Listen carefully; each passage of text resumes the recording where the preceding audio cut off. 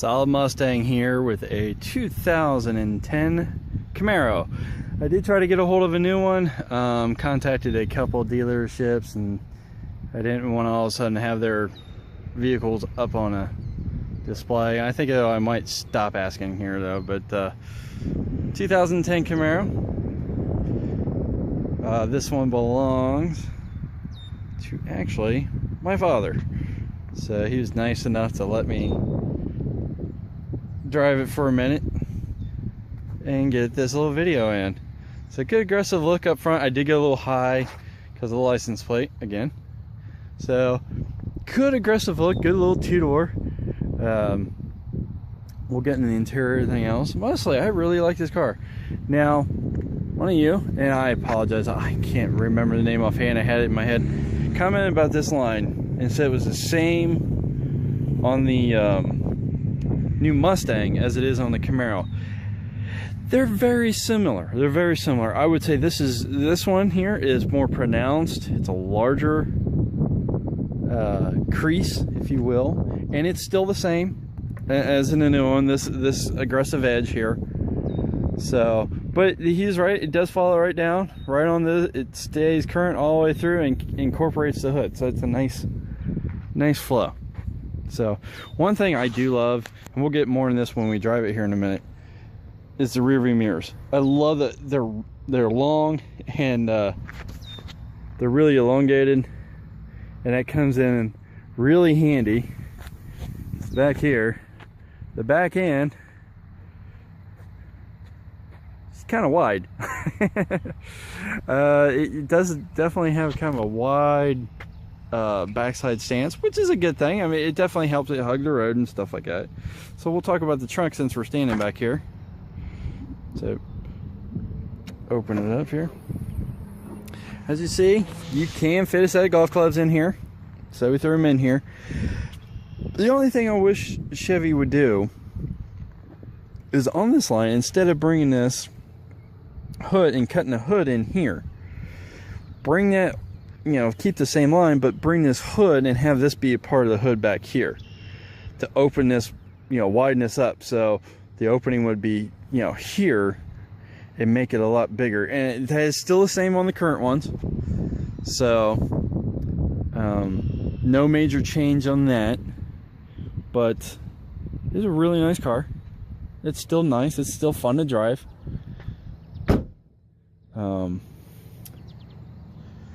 This is a V6. I'm sorry, this is a LT2. So it has the upgraded wheels. It has I think it called a hockey stick stripe right here. Some of the gauges are updated, but it does have the V6, so it does get really good gas mileage. I believe it comes in right around 30 miles a gallon. So not too bad. 30 miles an gallon on a sports car, and a good looking sports car. It's a good looking car. So let's take a look on the inside, shall we? All right, let's walk in here. Again, don't forget to like, favorite, and subscribe if you like these videos. Hopefully the more people I get to do that, and the more videos and the more likes I can get, the more people to help me out and getting you more cars. So I do love the dash here. It's got that retro look. It's got kind of that look. Same thing with the steering wheel. It kind of goes back. It feels sporty in here with the bucket seats. Good room in the front. Yeah, not so much in the back. You can get leg room back here, kind of. And getting in and out is a little tricky, to say the least, but it can be done. And once you get back there, it's not too bad. Leg room up front, though, is very good. The Boston surround system in here is also very good. I really like it. I like it more than the Beats in the 2014 Dodge Charger RT we talked about earlier. So I also like this down here, the instruments down here for your oil pressure, oil temp, voltage, transmission temperature. It's that breath of muscle car. You know, you would have all those gauges up on your car before and stuff like that. So it's kind of neat, and that's one of the options on the LT2. Newer ones have a touchscreen radio. It's kind of a smaller one. I believe it's a 4.5-inch touchscreen radio. That's something I like. If you don't, simpler radio, this would be fine. It's still very functional, very usable. So let's take a little drive, shall we?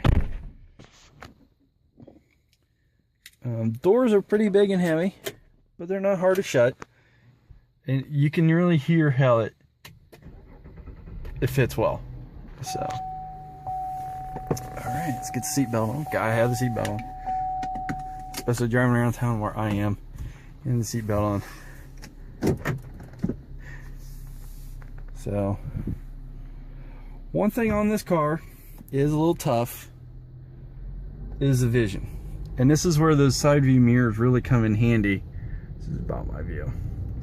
Is how big the backside is. It's a little tight to look over the hood and to look in the back. So, if I get you a better look, if I can. Oh, there we go. Moving the camera wrong way. Sorry about that. My amateurship coming out. But overall, it's a good ride.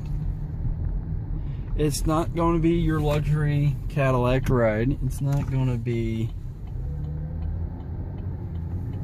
the rock hard ride you would expect of some sports cars. It's in the middle. You know, I'm not pushing on the gas real hard, but you know, we can get up there pretty good, pretty quickly. Another thing I haven't had a chance to check on, and I will put a notation down below, is on the steering wheel. These things are a little difficult to hit while you got your hand on the steering wheel. So once you figure them out, it's not too bad, but it does take a little bit to figure them out, where everything is, and you know, but you got to reach kind of your hand in. So you kind of got to take your hands off the wheel to get to the wheel. You can kind of do this, but you know, on the Charger, everything, you don't have to. Everything's right there. So I will look into that and see if that's different on the new ones. So, like I said, the radio is nice. Turn that on. It's got a good sound.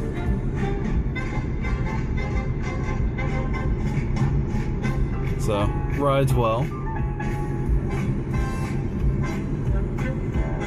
Okay, Dad's got something else on the radio there. So, but you know, hey, it goes there.